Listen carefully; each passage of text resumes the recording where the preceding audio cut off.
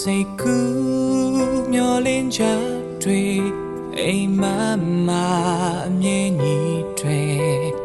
ကိုချစ်ဆုံးလေးရဲ့ကိုသိရင်ခုန်နေတဲ့နှလုံးသားလေးကိုထိန်ချောက်ထားဖို့ခက်တဲ့အချစ်ဆိုတဲ့အတိတ်ပဲရင်တဲ့အလိုလိုနားလေကိုမပြောတတ်ဘူးတည်တဲ့အချို့ဆုံးကိုတချင်လေးရဲ့သူ